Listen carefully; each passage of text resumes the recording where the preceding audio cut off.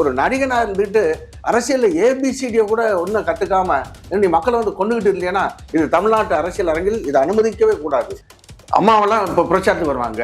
Not believe 3.5 லட்சம் மக்கள் கூடினார். எத்தனை மணிக்கு தெரியுங்களா? 12:30 மணிக்கு. இவர் வந்து நாமக்கல்ல இருந்து திருச்சி அந்த கரூர் அவுட்டர் டு இந்த மேடைக்கு வர்றதுக்கு 5 மணி நேரம் ஆச்சான். ஆனால் இந்த சம்பவம் நடந்தோடனே தள்ளுமுள்ளில் இவ்வளவு மக்கள் இறந்த பின்னாடி கரூரில் இருந்து திருச்சி ஏர்போர்ட்டுக்கு 1.5 மணி நேரத்தில் போயிட்டாரான்.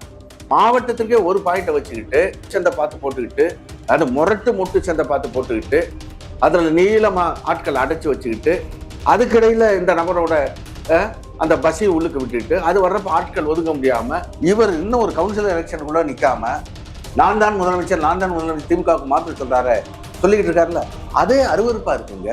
இறந்தவர்களை பாடி தூக்கிட்டு போயிட்டு இருக்காங்கன்னா இது ஆம்புலன்ஸ் போயிட்டு இருக்கா, இருந்தாலும் பாட்டலுக்கு 10 ரூபான்னு பாட்டு படிச்சுட்டு இருக்காங்க.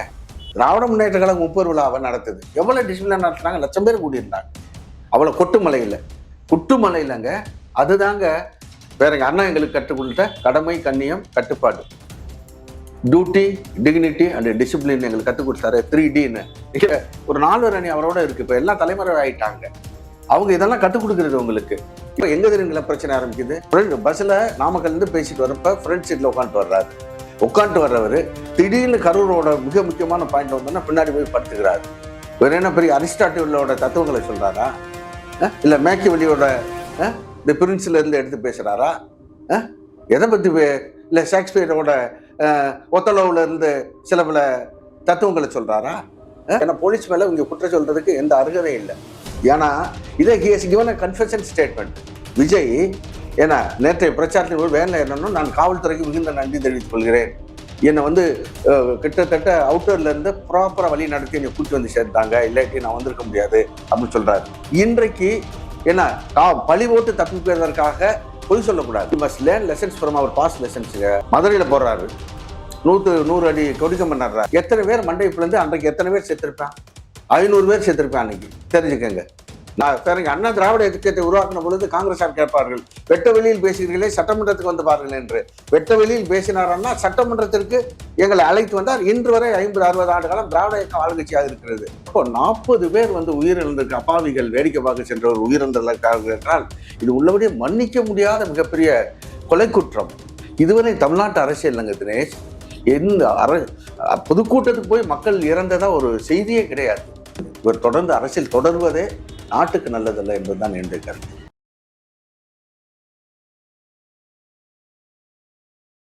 சார் வணக்கம். வணக்கம் தினேஷ். வணக்கம். எப்படி இருக்கீங்க சார்? சோகமான மனநிலையில் இருக்கிறேன். நீங்க ஃபார்மலா எப்படி இருக்கீங்கன்னு கேக்குறீங்க.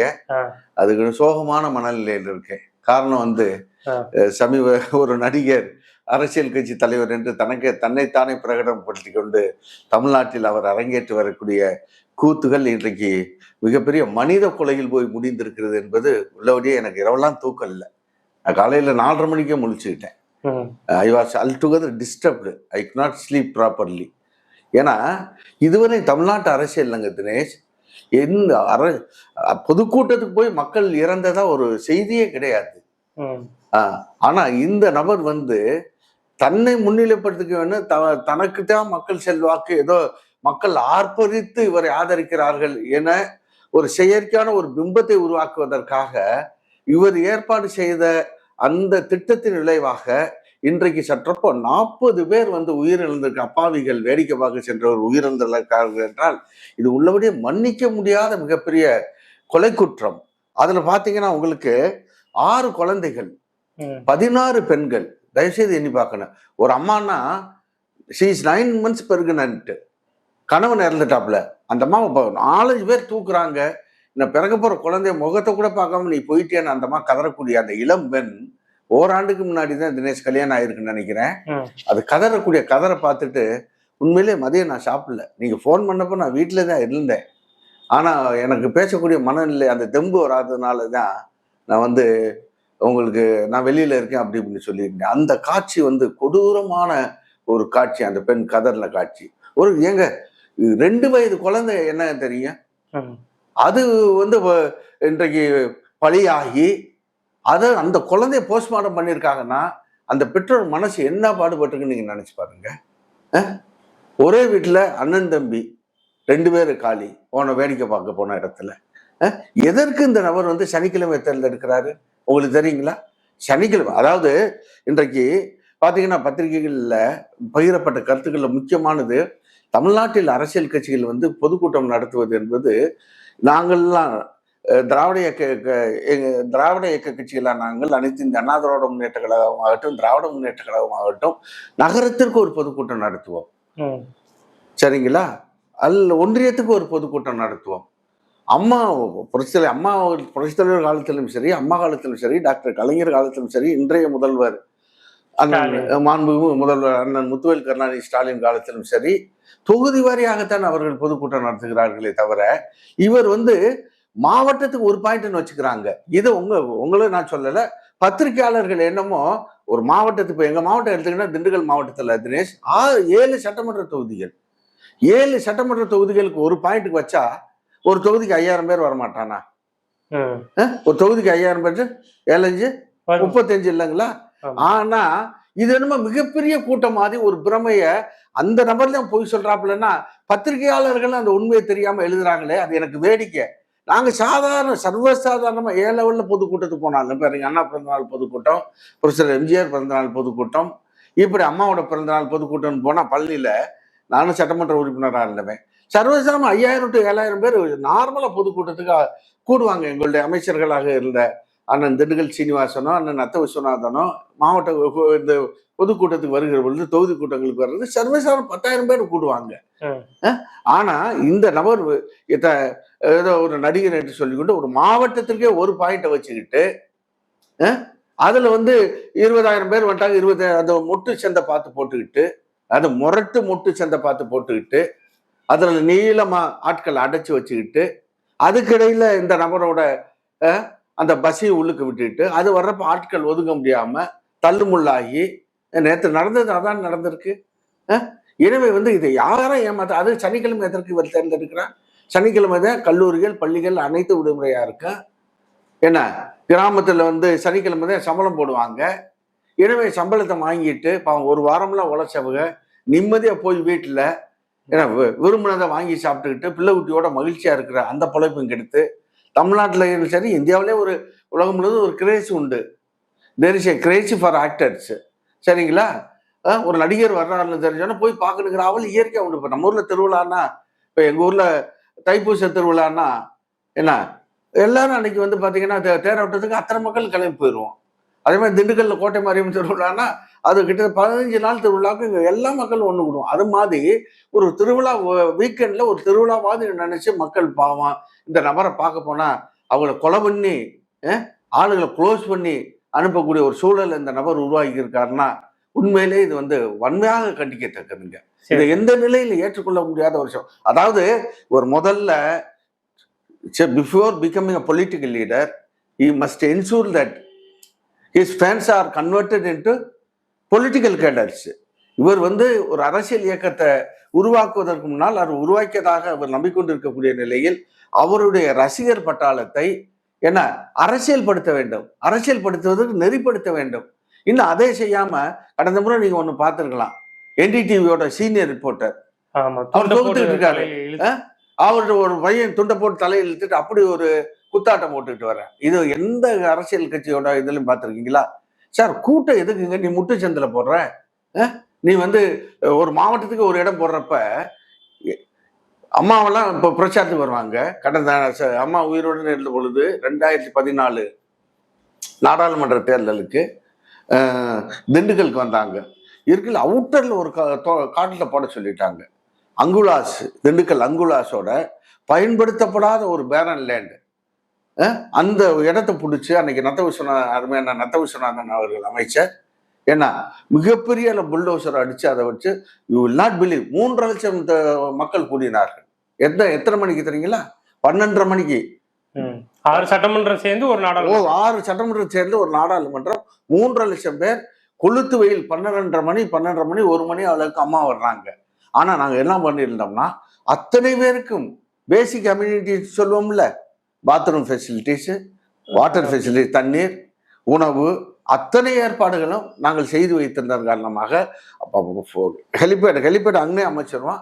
அம்மா இறங்கி என் கார்ல இருந்து மேடைக்கு வந்தப்போ அவ்வளவு மிலிட்டரி டிசிப்ளினோட அந்த கூட்டங்கள் வந்து நடந்து மக்கள் அமைதியாக கலைநின்று செல்வாங்க. இதுதான் இவருக்கு தெம்பு திராணி இருந்தால் வெட்ட வெளியில் என்ன எங்க அண்ணா திராவிட இயக்கத்தை உருவாக்கின பொழுது காங்கிரஸார் கேட்பார்கள், வெட்ட வெளியில் பேசுகிறீர்களே சட்டமன்றத்துக்கு வந்து பாருங்கள் என்று.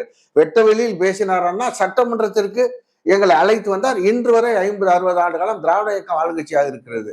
எனவே வந்து நீ வந்து ஒரு நடிகனா இருந்துட்டு அரசியல்ல ஏபிசிடியை கூட ஒன்னும் கத்துக்காம நீ மக்களை வந்து கொண்டுகிட்டு இல்லையா, இது தமிழ்நாட்டு அரசியல் அரங்கில் இதை அனுமதிக்கவே கூடாது. ஜெயலலிதா அம்மா வந்து சாலை மார்க்கமா போனா இதே மாதிரி கூட்டம் கூடும், மக்களுக்கு இடையூறு ஏற்படும் அப்படிங்கிறதுக்காகவே ஹெலிகாப்டர்ல வந்து பிரச்சாரம் மேற்கொள்றேன் அப்படின்னு சொன்னதா ஒரு தகவல் வருது. அது உண்மையா? இது ஆரம்ப காலத்துல அம்மா சாலை மார்க்கமாவும் வருவாங்க.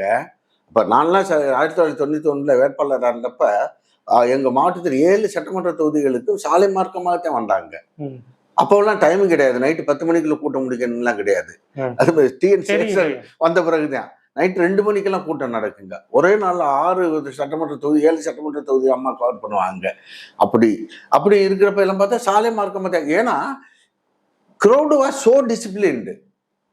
அன்றைக்கு நெறிப்படுத்தப்பட்ட தொண்டர்களாக ஏன்னா நாங்கள்லாம் வழிநடத்தப்பட்டோம், கற்பிக்கப்பட்டோம். அதனால் வந்து வண்டிக்குள்ள போய் விழுகிறது, என்ன எலக்ட்ரிக் போஸ்ட் மேல ஏறுறது, இன்னும் பெரிய வணிக நிறுவனங்கள் மேல ஏறி போர்டுகளை பிச்சு எறிகிறது, இந்த மாதிரி இந்த குரங்கு சேட்டையெல்லாம் நாங்க பழகி வரலங்க. அரசியல் அதுதான் ஒரு அரசியல் படுத்த வேண்டும். தன்னுடைய அபிமானிகளை, தொண்டர்களை, நல விரும்பிகளை, ஃபேன்னு சொல்லக்கூடிய அவருடைய விசிறிகள்னு சொல்றோம்ல, ரசிகர்களை அரசியல் படுத்திய பிறகு அவர் வந்து அரசியலுக்கு வந்திருக்க வேண்டும். என்ன முறுக்கு வச்சா பாடம் வந்து we must learn lessons from our past லெசன்ஸுங்க. தம்பி தினேஷ் மதுரையில போடுறாரு, 100 அடி கொடிக்கம்பம் நடுறாரு. Common sense வேணாமாங்க? அதை எப்பேற்பட்ட இன்ஜினியர்ஸை வச்சு எத்தனை அடி ஆளை நடனம், எவ்வளவு நாளைக்கு முன்னாடி நடனம், சிமெண்ட்டுகள் வந்து காயணும், பூச்சி காயணுங்கிறது வந்து ஒரு சாதாரண ஒரு சாதாரண அறிவு இல்லையாங்க. இதுக்கு என்ன போய் ஆக்ஸ்போர்ட் பள்ளிகள்கிட்ட கட்டு வரணுமா? நன்றாக அவ்வளவு பெரிய இரும்பு தூண் வந்து அந்த கொடிக்கம்பம் வந்து அங்க நல்ல வேலை அன்னைக்கு ஆள் இல்லைங்க. சப்போஸ் நினைச்சு பாருங்க, ஒரு 100 பேர் நின்று இருந்தாங்கன்னு வைங்க, அந்த நீட்டத்துக்கு விழுந்திருக்குன்னு வைங்க லென்த்தா. இவர் கூட்டக்கூடிய அந்த இது வந்து நீலியா ஒரு கூட்டம் போடுறாருல முட்டுச்சந்தில், அது மாதிரி ஒரு முட்டுச்சந்தில் இந்த நிகழ்ச்சி நடந்தா அது 100 அடி நீளத்திற்கு எத்தனை பேர் மண்டையை பிளந்து அன்றைக்கு எத்தனை பேர் செத்துருப்பேன்? 500 பேர் செத்துருப்பேன் அன்னைக்கு. தெரிஞ்சுக்கங்க. நல்ல வேலையாக அன்னைக்கு வந்து ஒரு கார் நொறுங்கினதோட போச்சுங்க. நல்ல வேலை டிரைவர் தெரிச்சு ஓடிட்டான். அதுல இருந்து பாடம் கெடுத்துக்க வேணாமா? அங்கேயே தண்ணி இல்லை, அது இல்லைன்ட்டு போய் பாத்ரூம் தண்ணியை குடிச்சேன்னு மக்கள் பெண்கள்லாம் புலம்புனாங்களே. அதற்கு பிறகுனாலும் வந்து முதல்ல இதுக்கான அடிப்படை வசதிகளை வரக்கூடியவர்களுக்கு செய்து கொடுக்கணுங்கிற ஒரு மனிதாபிமான எண்ணம் வேணாமாங்க? அவங்க கள்ளக்குறிச்சியிலேயே யாரோ பவுன்சர்ஸ் ஒரு மேலே ஏறணும் தூக்கி கீழே எறிஞ்சான வீசினானே. இப்படி தமிழ்நாட்டு அரசியல் தலைவர்கள் நீங்கள் பெருந்தல் காமராஜர்ல இருந்து நம்மளுக்கு அறிந்தவரை பார்த்துக்கலாம். பேரங்க அண்ணா, புரட்சித்தலைவர் எம்ஜிஆர், டாக்டர் கலைஞர், புரட்சித்தலைவர் அம்மா, அதற்கு அடுத்த பிறகு பார்த்தீங்கன்னா இன்றைக்கு மாண்பு முதல்வர் ஸ்டாலின். யாராச்சும் வந்து இப்படி ஒரு தொண்டர்கள் இப்படி தள்ளினாலும் விட்டுருப்பாங்களாங்க? எவ்வளவு பெரிய அக்கிரமங்கள், ஒவ்வொரு இடங்கள் போகிற இடங்கள்ல எல்லாம் பிரச்சனைகள், சாவு, கேசுவாலிட்டிஸ். இதற்கு பிறகு உச்சகட்டமாக போய் அங்கே என்ன அவர் வந்து கிளீனா போலீஸ் வந்து, ஏன்னா போலீஸ் மேல இங்க குற்றம் சொல்றதுக்கு எந்த அருகதையும் இல்லை. ஏன்னா இதை he has given a confession statement. Vijay ஏன்னா நேற்றைய பிரச்சாரத்தின் போது வேன்ல என்னன்னு, நான் காவல்துறைக்கு மிகுந்த நன்றி தெரிவித்துக் கொள்கிறேன், என்னை வந்து கிட்டத்தட்ட அவுட்டர்ல இருந்து ப்ராப்பரா வழி நடத்தி என்னை கூட்டி வந்து சேர்த்தாங்க, இல்லாட்டி நான் வந்திருக்க முடியாது அப்படின்னு சொல்றாரு. அப்படி அதுவே வந்து அவர் வந்து காவல்துறைக்கு எடுத்தடுப்புல நேற்று உரையின்ற ஆரம்பத்துல நன்றி சொன்ன முன்னாடி இன்றைக்கு என்ன பழி போட்டு தப்பிப்பதற்காக பொய் சொல்லக்கூடாது. இல்ல அன்னைக்கு காவல்துறை அந்த கூட்டத்துல மிரட்டவும் செஞ்சார். 6 மாசத்துல ஆட்சி மாறும் காட்சியும் மாறும். அதனால காவல்துறை அதாங்க பக்குவம் இல்லாததுங்க. ஒரு அரசியல் கட்சி தலைவர் மிரட்டுறதுக்கு ஒண்ணுமே கிடையாது. அவ்வளவு பெரிய கூட்டம் வந்து போச்சு. அதுதான் நான் சொல்றேன், அரசியல் படுத்தப்பட்ட நம்மை போன்றவர்கள் வந்து காவல்துறையினர் அவர்களுடைய கடமையை செய்கிறார்கள் என்ற உணர்வோடு நாம் ஒத்துழைப்போம். மைக்கில் நாங்கள் அனௌன்ஸ் பண்ணோம் தெரியுங்களா, தயவு செய்து தொண்டர்கள், பொதுமக்கள், காவல்துறையினருக்கு ஒத்துழைப்பு வழங்குமாறு கேட்டுக்கொள்கிறோம். கூட்டம் வந்து கட்டுக்கடங்காம போகுது, காவல்துறை நெறிப்படுத்துறாங்க, தயவு செய்து வாக்குவாதம் பண்ணாதீங்க, அவங்களுக்கு ஒத்துழைப்பு கொடுங்க, ஒத்துழைப்பு கொடுங்க. நமக்காக வேண்டிதான் ஏன்னா இந்த பணியை மேற்கொண்டு இருக்காங்கன்னா நாங்கள்லாம் திரும்ப திரும்ப அனௌன்ஸ் பண்ணுவாங்க. இதெல்லாம் அவங்களுக்கு ஒண்ணுமே தெரியாது. அவர் இதான் இன்னைக்கு ஏடிஜிபி அற்புதமான லா அண்ட் ஆர்டர் பேட்டி கொடுத்திருக்காரு உங்களுக்கு. அண்ணன் டேவிட்சன் தேவ ஆசீர்வாதா நாங்க தெளிவா சொன்னோம். அவர் வர்றாரு அவுட்டர்ல இருந்து, வர்றப்ப எங்க தெரியுங்களா பிரச்சனை ஆரம்பிக்குது. ஃப்ரண்ட் சீட்ல உட்காந்துருந்தாலு இல்ல பிளான்டு ஒர்க்குங்க. ஃப்ரெண்ட் பஸ்ல நாமக்கல்ல இருந்து பேசிட்டு வர்றப்ப ஃப்ரண்ட் சீட்ல உட்காந்துட்டு வர்றவர் திடீர்னு கரூரோட மிக முக்கியமான பாயிண்ட்ல வந்தோன்னா பின்னாடி போய் படுத்துக்கிறாரு. ஸோ இந்த ஃப்ரண்ட் சீட்ல உட்காந்த அவரை பார்க்க தானே வர்றாங்க, பேச்சு கேட்க வர்றாங்களா? கிடையாது. வேற என்ன பெரிய அரிஸ்டாட்டிலோட தத்துவங்களை சொல்றாரா? இல்ல மேக்கியவெல்லியோட தி பிரின்ஸ்ல இருந்து எடுத்து பேசுறாரா? எதை பத்தி இல்ல ஷேக்ஸ்பியரோட ஒத்தலோவுல இருந்து சில பல தத்துவங்களை சொல்றாரா?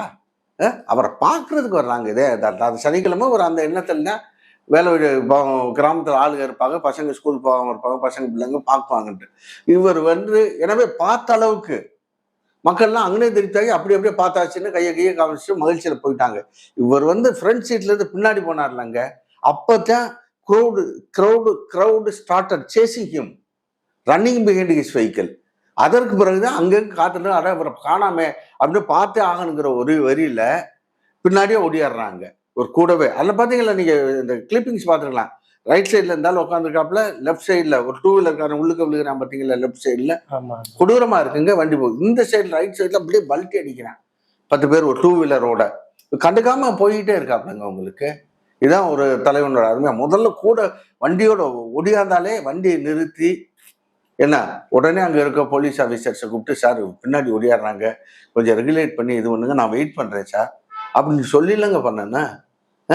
அது அந்த அந்த கூட்டம் அங்கங்க ஒரு முன் பரிசையில உட்காந்துல தினேஷ், இந்த கூட்டம் பின்னாடியே ஒடியாந்து சரிங்களா 10,000 பேருக்கு என்று இவங்க எழுதி கொடுத்து பெர்மிஷன் வாங்கினது 27,000 பேரை உயர்ந்திருக்காது அங்கங்க. ஆனா அவ ஏன் உட்கார்றான்னா இந்த கூட்டம்லாம் அங்க வந்தாட்டான் கெத்துன்னு தெரியும்னு சொல்லுவாங்கல்ல, அப்படியே பயங்கர கட்டுக்கணங்காத கூட்டம், அவ்வளவு பெரிய கூட்டம்னு காட்டணுங்கிறக்காண்டி திஸ் ஆர் ஆல் உங்களுக்கு ஸ்டேஜ் மேனேஜ் திங்ஸுங்க.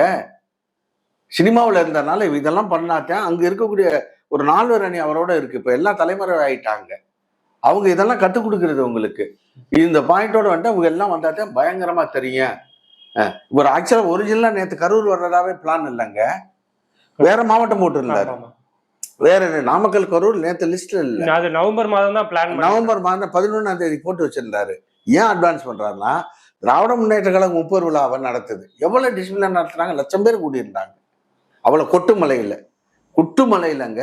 அதுதாங்க பேரங்க அண்ணா எங்களுக்கு கற்றுக் கொடுத்த கடமை, கண்ணியம், கட்டுப்பாடு, டியூட்டி, டிக்னிட்டி அண்ட் டிசிப்ளின் எங்களுக்கு கற்றுக் கொடுத்தாரு. 3Dன்னு நீங்க 3D சினிமா பாக்குறீங்க. எங்களுக்கு அரசியலே எங்களை ஆளாக்கிய ஏன்னா எங்கள் அண்ணா 3Dயே எங்களுக்கு சொல்லிக் கொடுத்தது அரசியலுக்கு எங்கள்லாம் பாடம் நடத்தினார். எனவே வந்து எவ்வளவு டிசிப்ளினா இருந்தாங்க. இதே இன்னைக்கு ஏடிஜிபி சொல்றாரு, திரு இபிஎஸ் அவர்கள் வந்து அட்ரஸ் பண்ண இந்த கரூர் கூட்டம் இதே அளவு கூட்டம் கிட்டத்தட்ட 10,000 பேர் 7,000 பேருக்கு மேல கூட்டினாங்க. ஆனா கூட்டம் வந்து எந்த தொல்லை இல்லாம கூடியது கலைந்து சென்றது, அமைதியாக இருந்தது அப்படின்னு சொல்றாருல்ல. அது காரணம் என்னன்னா நாங்கள் பெற்ற பயிற்சி சரிங்களா. அதே மாதிரி நாங்கள் திருச்சியில் அண்ணன் ஓபிஎஸ் அண்ணன் அவர்கள் 1,00,000 பேர் கூடின கூட்டத்தை ஒரு 2 வருஷத்துக்கு முன்னாடி போட்டோம். நீங்கள் கேள்விப்பட்டிருப்பீங்க. அந்த இந்த கிரவுண்ட்ல பொன்மலை கிரவுண்ட்லங்க, ரயில்வே கிரவுண்ட்ஸ்ல 1,00,000 பேருக்கு மேல. எவ்வளவு ஒரு சின்ன கேஷுவாலிட்டி இல்லைங்க. ஏன்னா நாங்கள்லாம் அரசியல் படுத்தப்பட்டவர். இப்படி ஒடியார வச்சதுனால இங்க இருக்க கூட்டம் இருக்குல்லங்க, இவர் வேன் உள்ளுக நுழையுதுங்க சரிங்களா. என்ன கன்சோல் ரூம்னு ஒன்று வச்சிருக்காங்களாம். அங்க இருந்துதான் அவருக்கு மைக் கனெக்ஷன் கொடுப்பாங்களாம். அதுக்கு வந்து பேரிகார்டு போட்டிருப்பாங்களாம் எல்லா இடத்துலையும். ஆனா அந்த பேரிகார்டு கூட போடல. இப்போ ஒரு வண்டி வந்தோடனே 2 சைடு இடம், இந்த வண்டிக்கு இடம் விடுறேன்னு இவ எல்லாம் வழி இல்லாம போய் ஜென்ரேட்டர்ஸ் அந்த ரூமுக்குள்ள போய் அந்த தகரத்தை பொத்துக்கிட்டு விழுகிறாங்க.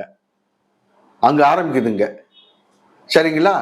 அப்புறம் இந்த சைடு இருந்தவங்க எல்லாம் அங்கிட்டு ஒருத்தர் மோதி இத்தனை காட்சிகளும் இவர் வந்து மயக்கம் போட்டு விழுகிறது செய்யறது எல்லாம் ஒரு வேன்ல ஏறி பேசுறப்ப பாக்குறாருங்களா, பார்த்துட்டு இவரே வந்து தண்ணி பாட்டில் யாரோ ஆதவர்ஜனோ யாரோ தூக்கி போட்டிருக்காங்க.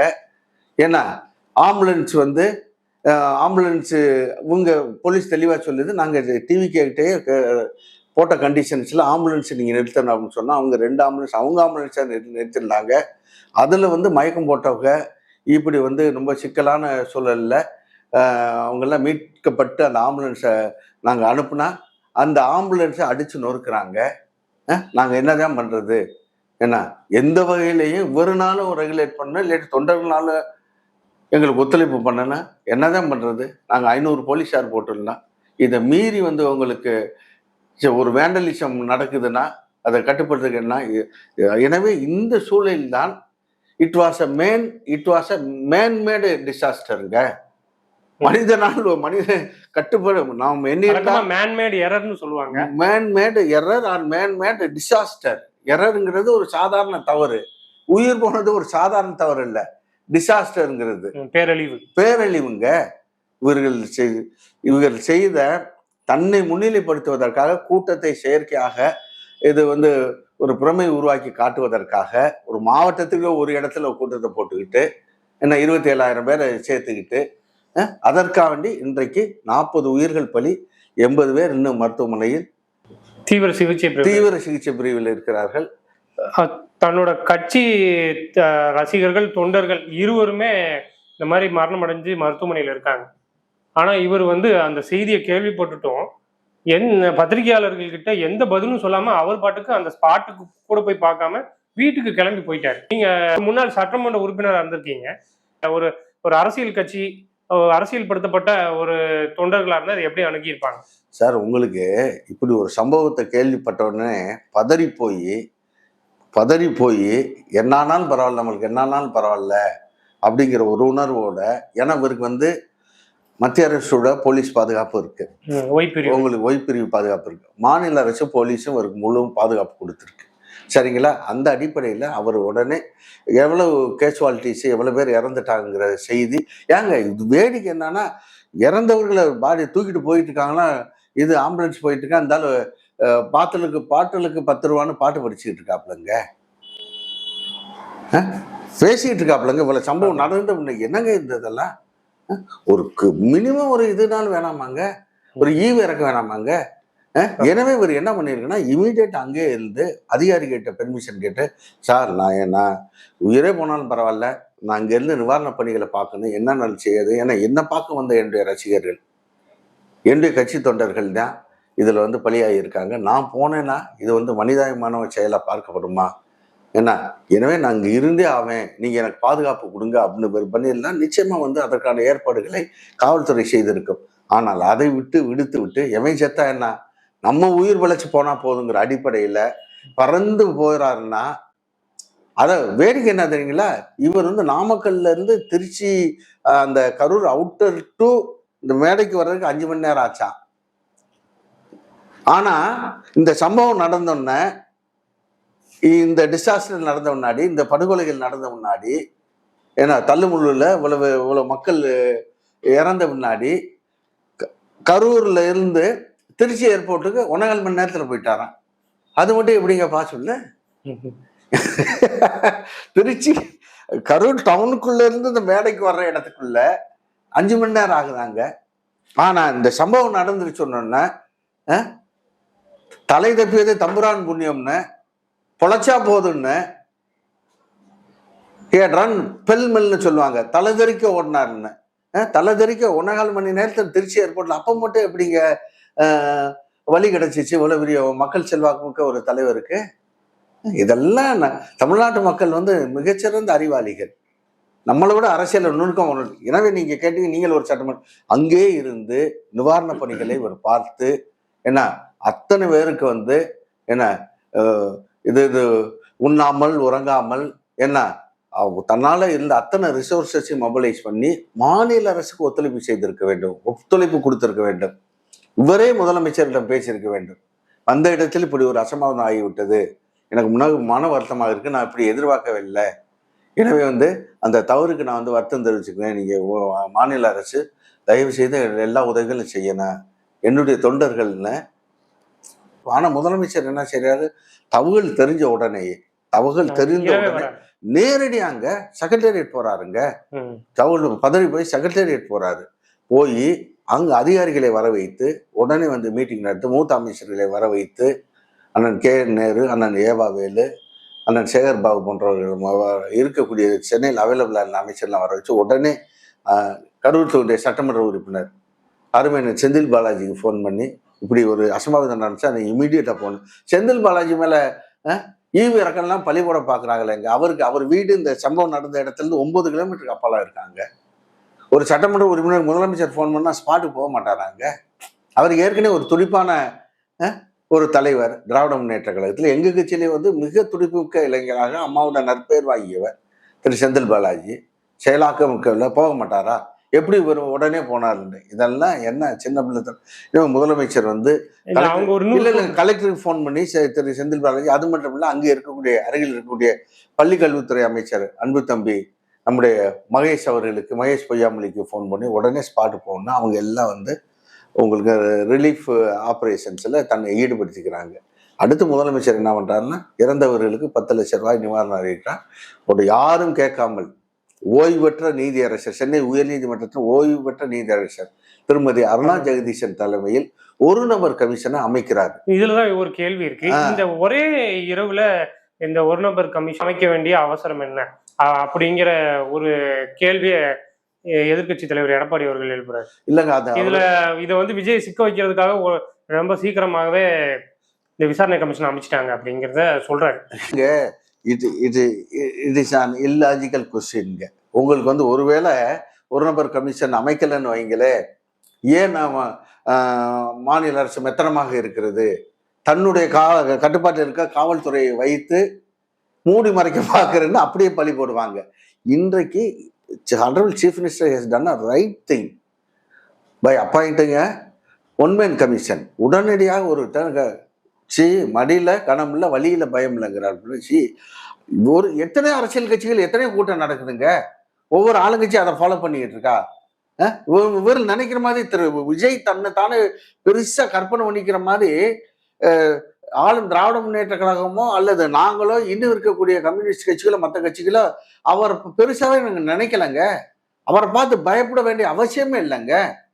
ஒரு மாவட்டத்துக்கே ஒரு இடத்துல கூட்டம் போட்டுக்கிட்டு 20,000 பேரை கூட்டிக்கிட்டு முட்டு சந்தில போட்டுக்கிட்டு எனக்கு பெரிய ஆதரவுன்னா அதெல்லாம் பார்த்துட்டு அந்த ஒரு கேனப்பயிலு இல்லைங்க. நாங்க சொல்ற புரியுதுங்களா? திமுக சமீபத்தில் கூட்டம் போட்டுச்சு, ஓரணியில் தமிழ்நாடுங்கிறத மாவட்டம் முழுவதும் தொகுதி வாரியா போடுங்கன்னு போட்டாங்க. தொகுதி வாரியாக மாவட்ட வாரியாக போட சொல்லி போட்டாங்க. ஒவ்வொரு மாவட்டத்திலும் மாநாடு மாதிரி இல்லைங்க கூட்டம் நடந்துச்சு. அவங்க ஏங்க போய் பார்த்து ஒரு இடத்துல 20,000 பேரை கூட்டுறவரை பார்த்து பயப்பட வேண்டிய அவசியம் இருக்காது. என்ன அவங்களுக்கு இருக்கு, எங்களுக்கு தான் என்ன இருக்கு. நாங்க பேச்சால் வளர்ந்த இயக்கம் திராவிட இயக்கங்கள். அதனால வந்து இவரை போய் ஃபாலோ பண்ணி அங்க சதி பண்ணி பிரச்சனை பண்ணி சிக்கலை இழுத்து இவரை கார்னர் பண்ண வேண்டிய அவசியம் இல்லை.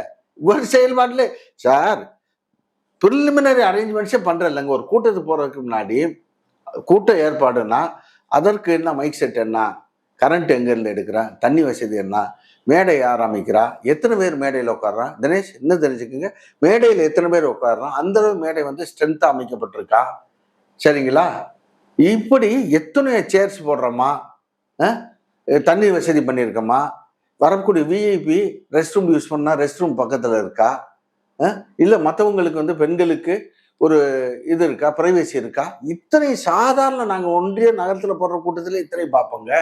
காவல்துறையோட அனுமதி, மைக் செட் அனுமதி, அப்பவும் காவல்துறை விஜய்க்கு மட்டும் கண்டிஷன் போடல தினேஷ்.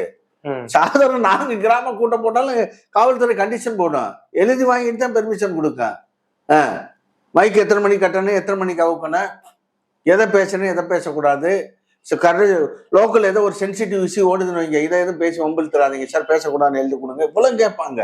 இது ஊருக்கு மட்டும்தான் கண்டிஷன் போடுற மாதிரி இவர் சொல்லிட்டு திரிகிறாரு. தன்னைத்தானே ஒரு பில்டப் பண்றது இல்லதான் பல உயிர்களை இவர் காவு கொடுத்திருக்காரு. 2026ல திமுகவுக்கும் டிவிகேவுக்கும் தான் போட்டி அப்படிங்கிறத தொடர்ச்சியா சொல்லிக்கிட்டே இருக்காரு, திரும்ப திரும்ப சொல்றாரு. நீங்க முன்னாள் சட்டமன்ற உறுப்பினர் களத்துல போய் வேலை செஞ்சு நீங்க வெற்றி பெற்றிருக்கீங்க.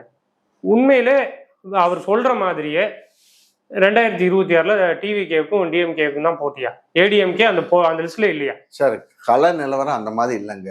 ம். அவர் வந்து சனிக்கிழமை மட்டும் வெளியில வந்துகிட்டு அவர் வந்து ஹீஸ் லிவிங் இன் உட்டோபியன் வேர்ல்டு, கற்பனை உலகத்தில் அவர் சஞ்சரிச்சுக்கிட்டு இருக்காரு.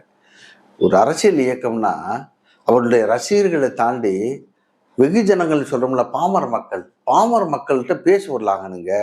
நானும் கிராமத்திலேருந்து வர்றவன் தாங்க.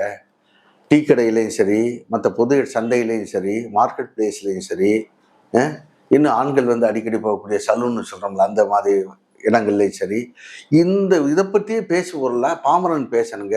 தன் ரசிகர்கள் தாண்டி பாமர மக்களை சென்றடையணும், அவர்கள் மத்தியில் பேசுவோர்கள் ஆகணும். பாமர மக்கள்லாம் இது வயல்ல களை எடுக்கிற பெண்கள் இருக்காங்கல்ல, சாதாரண கூலி வேலைக்கு போற, கட்டட வேலைக்கு போற பெண்கள் இருக்காங்கல்ல, வீட்டு வேலைக்கு போற, அவங்க உட்பட பேசணுங்க. அந்த மாதிரி எனக்கு தெரியல ஒருத்தர் கூட விஜய்ங்கிற நபரை பத்தி வாயில வச்சு பேசுறது இல்லைங்க. ஒரு மாவட்டத்துக்கு ஒரு 20,000 பேரை கூட்டிட்டு முட்டுச்சந்தில கூட்டிட்டு ஆர்ப்பரிக்கும் கூட்டம் நான் தான் இவர் சொல்றது, அதை வந்து இன்றைக்கு அரசியல் ஏதோ ஒரு காலத்தினால சில பல ஊடகங்கள் குறிப்பாக சோசியல் மீடியாவில் அதை பெருசா தூக்கி பிடிக்கிறத, என்ன அதை ஆமோதிக்க வகையில் எழுதுறது பேசுறது தாங்க. இன்னைக்கு கரூரில் நடந்த கோர சம்பவம் அளவிற்கு அவரை கொண்டு போய் நிறுத்திருக்கிறது.